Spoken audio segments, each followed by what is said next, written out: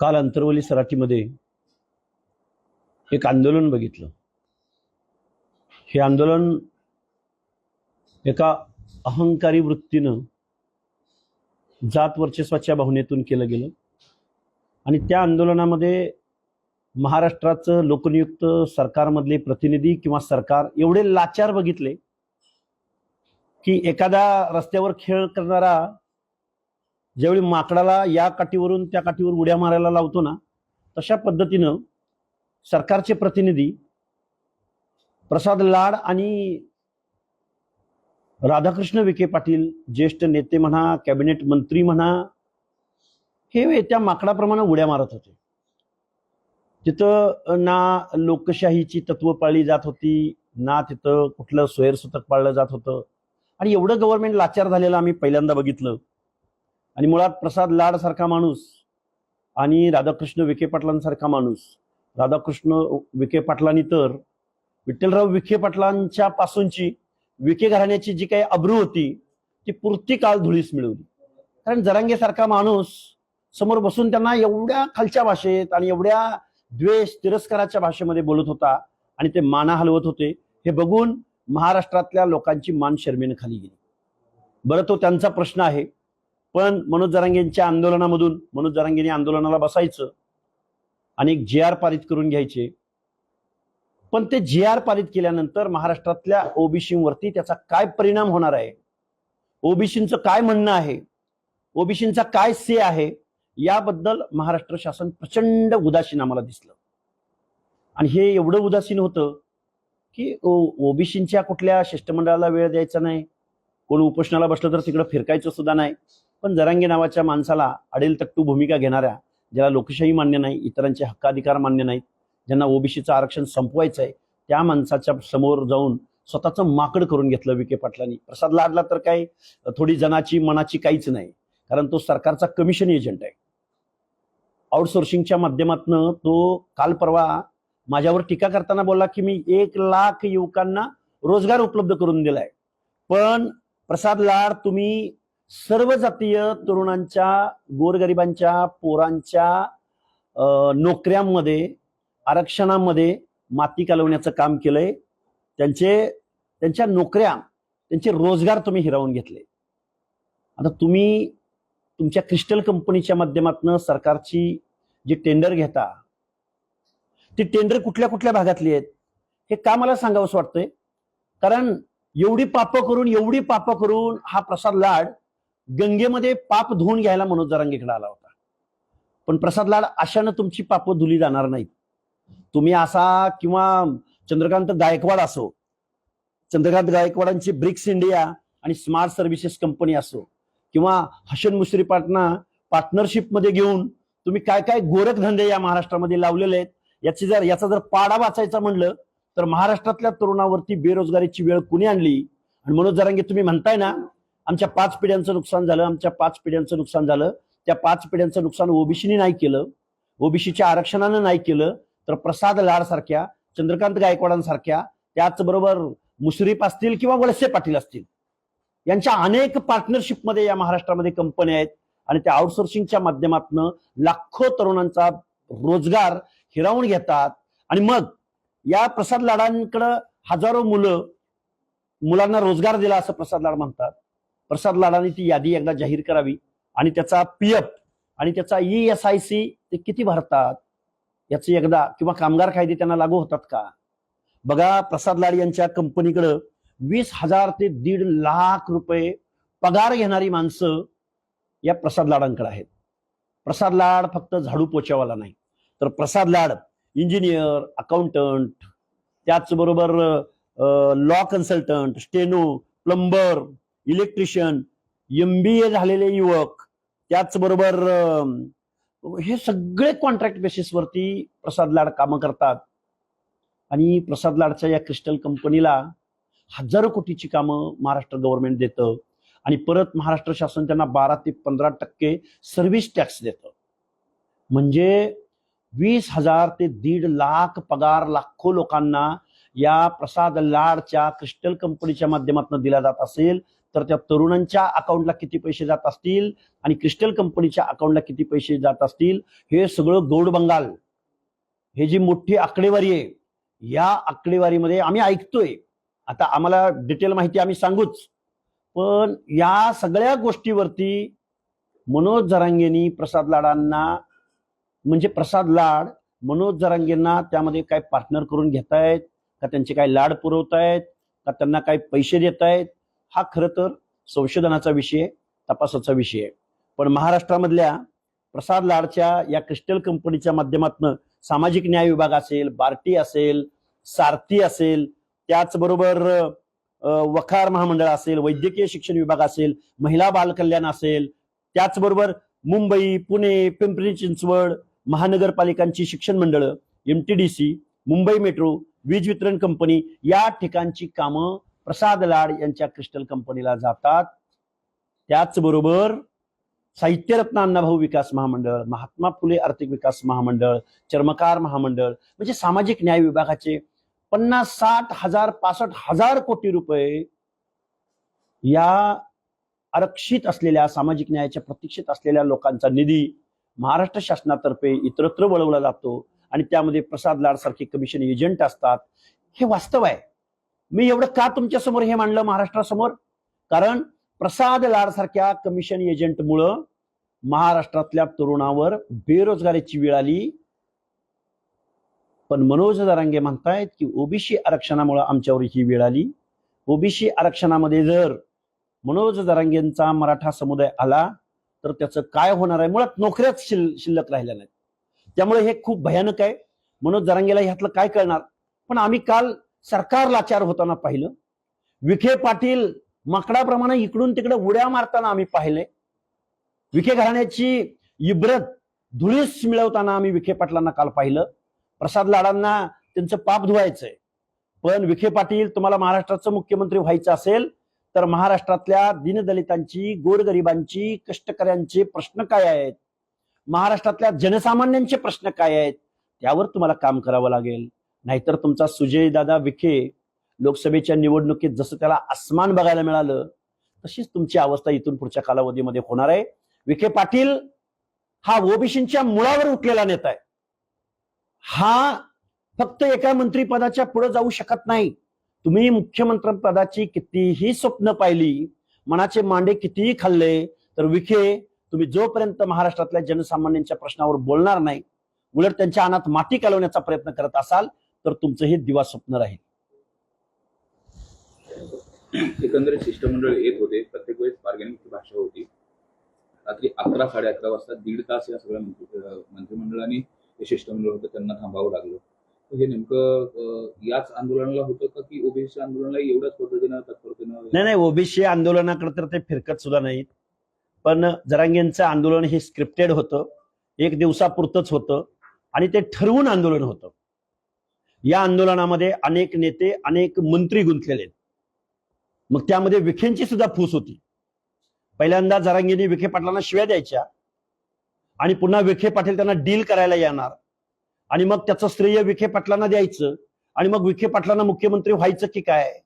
त्याचबरोबर अलायन्स मधल्या इतर पक्षांच्या नेत्यांच्या बाबतीमध्ये सुद्धा अशी महाराष्ट्रातल्या जनमानसात चर्चा आहे की हे ठरवून आंदोलन होतं. विखे पाटलांचा स्कोर सेट करायचा होता. अलायन्स मधल्या अनेक कुठल्या 1 नंबरच्या 2 नंबरच्या पदासंदर्भात इथलं सरकार अस्थिर करायचं, मुख्यमंत्र्यांची खुर्ची अस्थिर करण्याचा उद्देश हे कालच्या 1 डे आंदोलनामध्ये होता.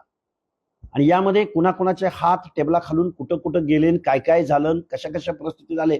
पण या सगळ्या गोष्टी बघून ओबीसी मात्र प्रचंड संतापलेला आहे. ओबीसी मध्ये प्रचंड निराशाची भावना आहे. ओबीसीचं आरक्षण संपल्याची, डावलल्याची, आपल्याला दुय्यम वागणूक दिली गेल्याची, या सरकार आपलं नाही ही भावना ओबीसी मध्ये मात्र प्रचंड प्रमाणात आहे. आपण जर पाहिलं तर उदय सामंत यांनी काही दिवसांपूर्वी जरांगे पाटील यांची भेट घेतली होती आणि त्यानंतरच हे आंदोलन सुरू झालं. त्यानंतरच जरांगे पाटलांनी आक्रमक भूमिका घेतली. काय नेमकं कनेक्शन आहे या भेटीचं? सरकारमधलेच काही मंत्री देखील मदत करतात? नाही, बघा, महाराष्ट्रामधले अनेक मंत्री जरांगे पाटलांना का भेटतात याचं आम्हाला उत्तर तर भेटलेलंच नाही. मुळामध्ये महाराष्ट्रातला पॉलिटिकल स्कोर, उदय सामंत हा एक सज्जन चांगला माणूस आहे असं आम्ही ऐकून आहोत आणि इकडची माहिती घेऊन ते सरकारपर्यंत पोहोचवतात आणि सरकारचं काय म्हणणं आहे ते मीडिया समोर येऊन सांगतात.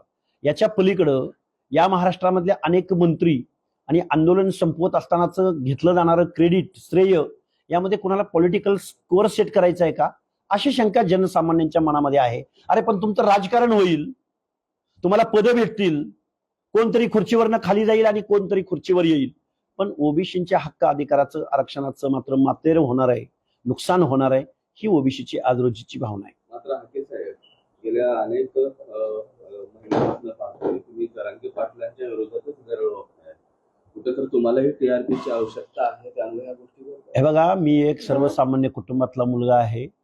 जरांगीने आंदोलन केल्या केल्या मलाही आंदोलन पुकारता आलं असतं, पण आम्हाला तेवढा सेन्स आहे. आणि जरांगेवर टीका करण्याचा उद्देश काय? जरांगे माझा शेजारी नाहीये आणि बांधाला बांध नाहीये, आम्ही वैयक्तिक दोघांचे दुश्मन नाही आहोत. पण जरांगेने आंदोलनाला बसायचं आणि गव्हर्नमेंटनं 700 कोटी रुपये डिक्लेअर करायचे, 150 कोटी रुपये निर्गमित करायचे. काय बेस आहे? मुळात अनकॉन्स्टिट्युशनल निर्णय ज्या लोकनियुक्त सरकारकडून घेतले जात आहेत, मनोज जरांगेची मागणी फुलफिल करण्यासाठी 2 सप्टेंबरचा GR काढला गेला. ओबीसीचं आरक्षण संपुष्टात येत असताना ओबीसीचा आंदोलक म्हणून आम्ही गप्प बसायचं? आम्ही आंदोलन करणार, आम्ही बोलणार, आम्हाला लोकशाहीने तेवढा अधिकार दिलाय. अरे कोण हा माणूस, टिनपाट माणूस, ज्याचं ज्ञान नाही, ज्याला लोकशाही माहित नाही, ज्याला इतरांचे हक्क अधिकार मान्य नाहीत, प्रचंड अहंकारी माणूस. अरे पण याचा अहंकार तुम्ही कुरवाळताय, पण त्याच वेळी ओबीसीच्या अनात माती कालवली जाते. याचं काहीच सोयच होतं इथल्या गव्हर्नमेंटला नाही, लोकनियुक्त सरकारला नाही. त्यामुळे आम्ही बोलणार, आम्ही संघर्ष करणारी माणसं आहोत. आमची वैयक्तिक दुश्मनी थोडी आहे. आम्हाला आमच्या क्लासबद्दल, आम्हाला आमच्या ओबीसी बद्दल, आम्हाला आमच्या SC ST समूहाबद्दल आम्हाला बोलावं लागेल, कारण हे गव्हर्नमेंट लोकशाहीप्रमाणे वागत नाही. आम्हाला आमच्या हक्क अधिकाराचं बजेट असो किंवा योजना असो किंवा नोकऱ्या असोत, ते मिळत नाहीत आणि यावर आम्हाला बोलावं लागेल. तुम्ही एकीकडे संविधानिक भाषा करताय, दुसरीकडे मनोज जरांगे पाटलांना इतरी भाषा प्रयोग तुम्ही करताय. कुठंतरी पुरोगामी म्हणवणाऱ्या या महाराष्ट्रामध्ये असं वाटतं तुम्हाला हे शोभनीय आहे? हे शोभनीय अजिबात नाही. आम्ही वेळोवेळी महाराष्ट्राला तुमच्या मीडियाच्या माध्यमातून सांगितलेलं आहे की मनोज जरांगेला जरी बोलायला जमत नसेल, चर्चेला नॉलेज नसेल असं समजा, पण मनोज दादा जरांगेंच्या सल्लागारांनी तरी एकदा आमच्या बरोबर बैठकीला बसावं ना. आम्ही संविधानिक भाषेत बोलू, आम्ही घटनेमधल्या कलमांच्या बाबतीमध्ये बोलू, ह्या सगळ्या बाबतीमध्ये आम्ही बोलायला तयार आहोत ना. एकही शब्द संविधानिक शब्दाच्या पलीकडे आम्ही बोलणार नाही. पण जर जरांगे वूट सूट मुख्यमंत्र्यांपासून सगळ्यांची आयमाय काढणार असतील, एकदम अर्वाच्य भाषेमध्ये कमरेखालची भाषा बोलणार असतील, तर आम्हाला सुद्धा मग आमच्याही तोंडून आमचाही संयम सुटतो ना. आम्ही गेल्या 2-3 वर्षापासून आमच्या घटनात्मक अधिकारांविषयी बोलतोय, पण आम्हाला कोणीही ऐकायला तयार नाही. मग यांना शिव्या दिल्यानंतरच जर यांचे डोळे कान उघडणार असतील, तर आम्हाला या गोष्टीचा सुद्धा जशाच तसं म्हणून आम्हाला काम करावं लागेल, बोलावं लागेल. नाईलाज आहे आमचा त्यामध्ये. तुम्ही रात्री सराटी परिसरात होता. मी वडीगोद्रीमध्ये पोहोचलो होतो. आज आम्ही प्रेस घेणार होतो. आम्ही आमचं आज आंदोलन सुरूही करणार होतो, कारण आंदोलनाचीच भाषा जर इथल्या गव्हर्नमेंटला कळणार असेल आणि सनसनाटी निर्माण करणं, सनसनाटी, जसा एखादा रील स्टार असतो ना, रील स्टार, आजकाल सोशल मीडियाच्या, डिजिटल मीडियाच्या जमान्यामध्ये रील स्टारचं पेव फुटलंय. मनोज जरांगे एक रील स्टार आहे फक्त.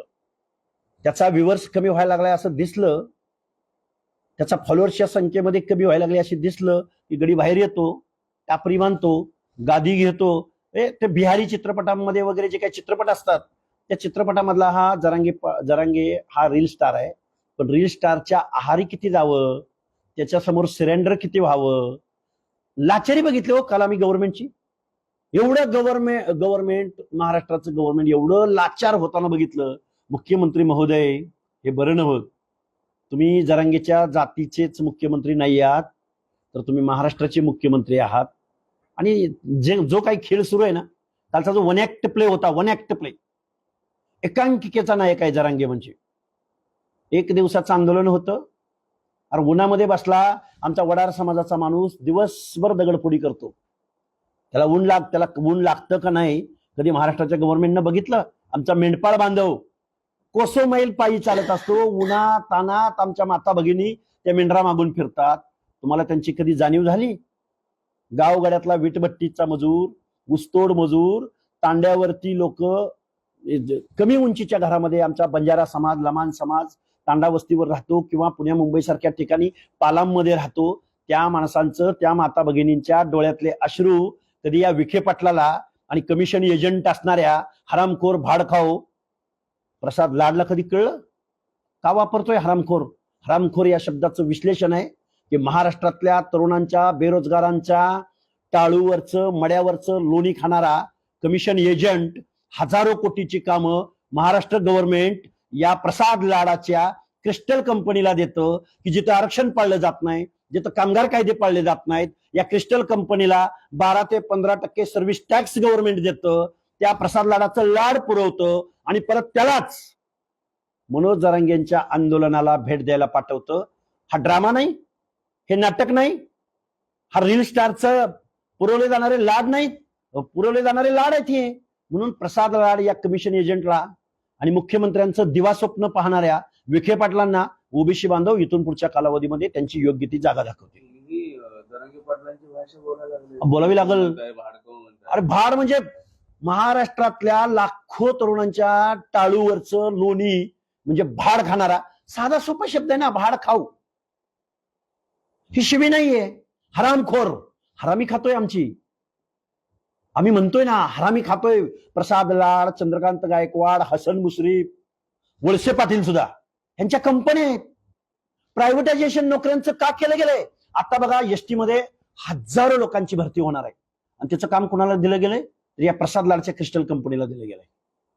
मी इथून पुढचं उपोषण प्रसाद लाड यांच्या कंपनीची चौकशी व्हावी आणि महाराष्ट्रातल्या बेरोजगार तरुणांना रोजगार मिळावा. अरे या प्रसाद लाडानं आमदारकीचा राजीनामा देण्याची घोषणा केली.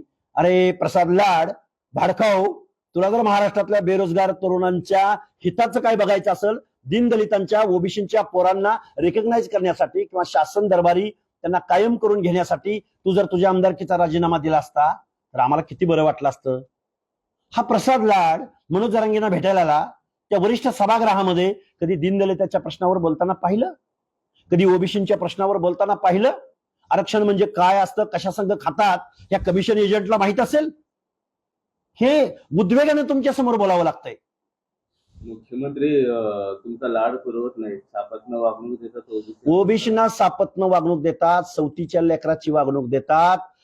जर मुख्यमंत्री महोदयांना 10-12% मराठा समाजाच्या मताची एवढी काळजी असेल तर आता ओबीसीच्या मताची काळजी तुम्ही करू नका. ओबीसीनी आता ठरवलंय, आम्हाला थोडा वेळ लागेल, पण आम्ही ज्या दिवशी, ओबीसी हा जगन्नाथाचा रथ आहे, हा रथ ज्या दिवशी चालू होईल त्या दिवशी भल्या भल्या माणसांचे इमले, गड्या, वाडे, हा अहंकार, जातीय अहंकार, इथल्या व्यवस्थेला वेटीस धरणं, बेकायदा GR पारित करून घेणं, ज्या दिवशी ओबीसी जागा होईल त्या दिवशी या सगळ्या गोष्टी बंद होतील. जरांगे पाटील यांनी ओबीसी मंत्रालयासारखंच मराठा कुणबी मंत्रालय देखील स्थापन करावं अशी मागणी केली. मराठा समाजासाठी जर स्वतंत्र मंत्रालय स्थापन होणार असेल तर महाराष्ट्रामध्ये 450 जाती आहेत. 450 जातींसाठी 450 मंत्रालय या महाराष्ट्रामध्ये स्थापन व्हावीत. हा, प्रत्येक समाजाला मंत्रालय स्थापन व्हावं अशी मागणी साहजिक आहे. अरे महाराष्ट्राचं, संयुक्त महाराष्ट्र अस्तित्वात आल्यापासून 1-2 एससीचे, 1-2 एसटीचे आणि ओबीसीचे 1-2 सोडले तर अख्खं मंत्रिमंडळ मराठा समाजाचंच आहे राव. या महाराष्ट्रामधल्या गृहमंत्री पदापासून, महसूल मंत्री पदापासून, सहकार मंत्री पदापासून, जलसिंचन मंत्री पदापासून, ग्रामविकास मंत्री, सगळी माणसं मराठाच आहेत. एखादा दुसरा समाज कल्याण सारखं मंत्रीपद आठवले साहेबांना आणि पशुसंवर्धन सारखं मंत्रीपद कुठल्या तरी धनगर समाजातल्या किंवा इतर ओबीसी मधल्या माणसाला देणं, आणि आजपर्यंत तुमच्या नावावरच आहे महाराष्ट्राचा 7-12. त्यामुळे तुम्ही वेगळं मंत्रालय काय मागताय?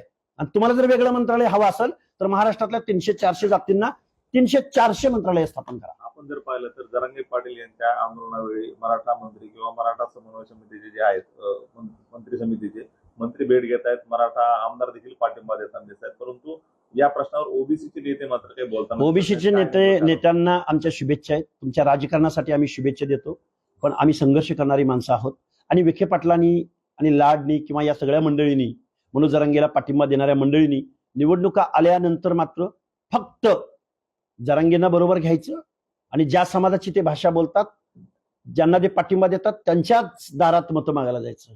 आमच्या ओबीसीच्या तांड्यावर, वाड्यावर, वस्त्यावर तुम्ही यायचं नाही. तुमच्या आमदारकीचा खासदारकीचा पिढ्यानपिढ्यात तुम्हाला आम्ही प्रामाणिकपणे मतं दिली, त्याचे उपकार जर तुम्ही अशा पद्धतीने फेडत असाल तर तुम्हाला निवडणुकीतून बॅलेटमधून या गोष्टी भविष्यात बघायला भेटतील. काही महिन्यापूर्वी जरांगे पाटील हे खास काही ओबीसी नेत्यांना टार्गेट करायचे, ज्याच्यामध्ये छगन भुजबळांचं नाव प्रामुख्याने आघाडीवर आहे. तर आता मनोज जरांगे पाटील छगन भुजबळाबद्दल बरेच काढत नाही नाही, आता मनोज जरांगे पाटलांना राजकारणाचे वेध लागलेले आहेत. मध्यंतरी तमिळनाडूमध्ये विजय थलपती नावाच्या माणसानं क्रांतिकारक जनमत आणि सत्ता स्थापन केलेलं बघून मनोज जरांगेच्या सगळ्या चेल्या चपाट्यांना, म्हणजे ते चेले चपाटे पण नाहीत बरं का, रील स्टार सगळे फॉलोअर आहेत मनोज जरांगेचे, त्यांच्या मनामध्ये असे काहीतरी स्वप्न पडायला लागले. पण या मनोज जरांगेला सांगतो, अरे एका जातीचं आंदोलन उभं करून आणि इतरांच्या झोपड्या उद्ध्वस्त करून तुम्हाला थलपती होता येणार नाही. मनोज जरांगे प्रसाद लाडानं तुला काय टेबला खालून दिला असेल त्याच्यावर पक्ष उभा करून तुला राजकारणात येता येणार नाही. मनोज जरांगेला काहीही आरक्षणाबद्दल देणं घेणं नाही. आज ना उद्या त्याला राजकारणामध्ये यायचंय आणि छत्रपती शिवाजी महाराजांनंतर मीच, हे जे काही तू म्हणतोय ना, पण इतर लोकांच्या मनामध्ये तू किती द्वेष पसरवतोयस, अनादर उत्पन्न करतोयस. तुझी इमेज म्हणजे एक जात सोडून बाकीच्या समाजामध्ये तुझी इमेज काय आहे ते महाराष्ट्रातल्या जनसामान्य माणसाला माहिती आहे. सोशल माध्यमामध्ये एक विषय असा होता की हाके सरांना आमदार किंवा खासदार करा. हे बघा, लक्ष्मण हाके हा लढणारा कार्यकर्ता आहे, संघर्ष करणारा कार्यकर्ता आहे आणि राजसत्तेचं किंवा कायद्याच्या सभागृहाचं महत्वही जाणणारा कार्यकर्ता आहे. इझिली जर रस्त्यावरचा संघर्ष आम्हाला कायद्याच्या सभागृह, पण कुठला पक्ष ओबीसीची बाजू घेईल हो? मी ओबीसीचे प्रश्न मांडणारा कार्यकर्ता आहे, छोटासा कार्यकर्ता आहे. आणि ओबीसीच्या प्रश्नावर बोलायला तयार नाहीत आणि मग लक्ष्मण हाके सारख्या आक्रमक बोलणाऱ्या कार्यकर्त्याला कोण विधान परिषद देईल राजे हो? आम्ही लढणार, आम्ही मशागत करणार, आम्ही जनतेमधून जायचा प्रयत्न करणार आणि नाही जाता आलं तरी फिकीर नाही. आम्ही रस्त्यावर उभं राहून ओबीसीच्या प्रश्नावर आवाज उठवू शकतो, आवाज बनवू शकतो. एवढं सरकार मनोज जरांगेंच्या पुढं करत असताना ओबीसीचे जे ज्येष्ठ नेते आहेत ते मंत्रिमंडळामध्ये आहेत, छगन भुजबळ असतील, पंकजाताई असतील, हे नेते नेमके गप का आहेत? त्याचबरोबर विरोधी पक्षाचे जर बघितलं वडेट्टीवारसारखे नेते आहेत. एवढं सगळं होत असताना देखील शांत काय नाही, प्रतिक्रिया देतात? हे जरांगेच्या झुंडीला घाबरलेले सगळे नेते आहेत. यांच्याकडून ओबीसींच्या आता अशा अपेक्षा मावळलेल्या आहेत. ओबीसी आता ना विरोधकाकडून अपेक्षा ठेवतो ना सत्ताधाऱ्यांकडून अपेक्षा ठेवतो. ओबीसींचं आम्हाला प्रबोधन करावं लागेल आणि हे जे काही सत्ताधारी आहेत, मनोज जरांगेच्या दहशतीला घाबरणारे, जे संविधानिक आमच्या हक्क अधिकाराचं संरक्षण करू शकत नाहीत, हा मेसेज प्रचंड नाराज आहे ओबीसी. तुम्ही ओबीसी साठी प्रयत्न करताय, मनोज जरांगे पाटील मराठ्यांच्या लेकरासाठी प्रयत्न करताय, एवढी का हक्क रक्कम? हे बघा, मनोज जरांगेंची मागणी बरोबर असू शकते, पण मनोज जरांगेंच्या जमातीच्या लोकांवर ही वेळ आली बेरोजगारीची, ती ओबीसी आरक्षणामुळे नाही. ओबीसीला फक्त 0.5% बजेट मिळतं. 99.5% बजेट हे महाराष्ट्राच्या लोककल्याणकारी योजनांसाठी राबवलं जातं. मनोज जरांगे त्या 99.5% बजेटकडं किंवा त्या योजनांकडे बघत नाहीत, त्या धोरणांकडे, नीतीकडे बघत नाहीत. पण ओबीसींना दिल्या जाणाऱ्या 0.5% बजेटवर जर मनोज जरांगेचा डोळा असेल तर हे अनपढ माणसाचं लक्षण आहे, ज्याला ज्ञान नाही, ज्याला कुठल्या गोष्टी, अरे त्याला आरक्षण म्हणजे काय हे कळत नाही, त्या माणसाला बजेट कधी कळणार आहे? त्यामुळं मराठा समाजानं अशा अनपढ, शिवराळ, गावरान माणसाच्या हातात या मराठा समाजाच्या आरक्षणाचा लढा दिलाय आणि इतर लोकांच्या मनामध्ये दहशत निर्माण केली. हे महाराष्ट्राच्या गावगाड्याला, महाराष्ट्राच्या पुरोगामी महाराष्ट्राच्या नावलौकिकाला शर्मीनं मान खाली घालायला लावणारी गोष्ट आहे. पण जाता जाता एकच सांगेन, विखे पाटील, तुमचा करेक्ट कार्यक्रम इथून पुढच्या कालावधीमध्ये या महाराष्ट्रातले ओबीसी करतील. तुमचं जे आंदोलन होतं ते आंदोलन आता कधी असणार आहे का? बघा, आम्ही जातनिहाय आंदोलन करणार आहोत, ऐका, आजपासून आंदोलन करणार आहोत, त्या संदर्भातला निर्णय आमच्या 100 सभांची घोषणा झालेली आहे. आमच्या 18 सभा आजपर्यंत झालेल्या आहेत. आमच्या ह्या सभा होतच राहणार आहेत. आम्ही समग्र परिवर्तन प्रबोधनाची भूमिका घेतलेली आहे. आम्ही आता कुठल्या सरकारच्या दरबारात आमची मागणी कोणी मान्य करेल असं आम्हाला वाटत नाही. आमचा विश्वास सगळ्यांवरचा उडालाय. त्यामुळे आम्ही महाराष्ट्रामध्ये ओबीसीची मुवमेंट खूप मोठ्या प्रमाणात उभी करू.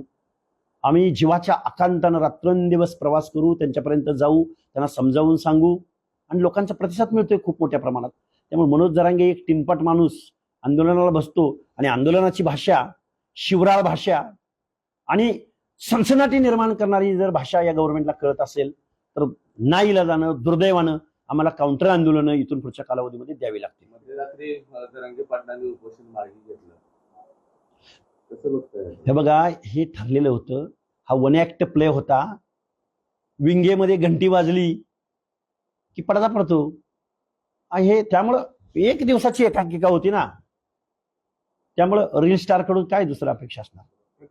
ज्यावेळेस मनोज जरांगे इकडे मराठा नेते किंवा मंत्री होतात आणि ज्यावेळेस तुमच्या व्यासपीठावरती अनेक मंत्री आले, अनेक नेते आले, त्यावेळेस कधी कुणी टीका केली नाही मराठा नेत्यांनी, असं मनोज जरांगे म्हणाले. नाही, मराठा नेत्यांनी टीका केली नाही वगैरे. अरे आम्ही कायद्याचं बोलतोय, आम्ही संविधानाचं बोलतोय.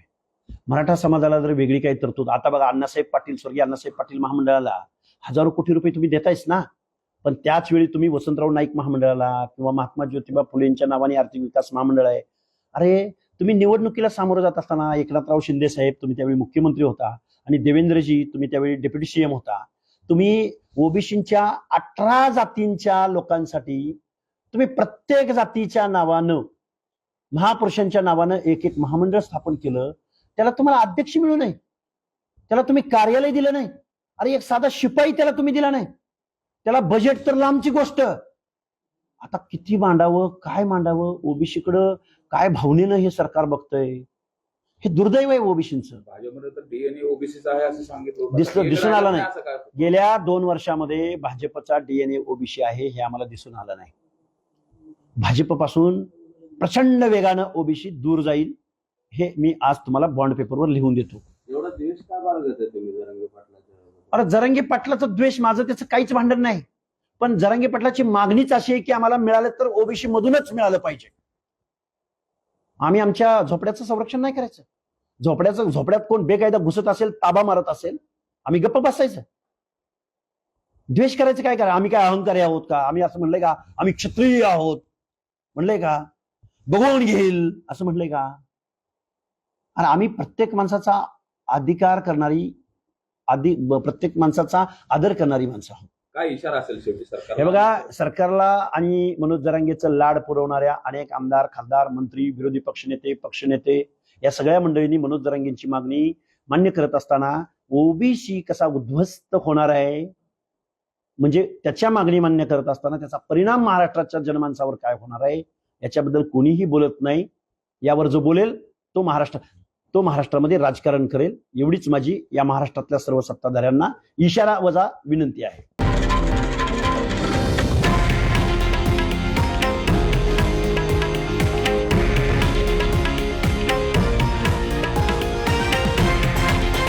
हे आहे देशातील नंबर 1 न्यूज नेटवर्क आणि आपण पाहत आहात TV9 मराठी, एकमेव.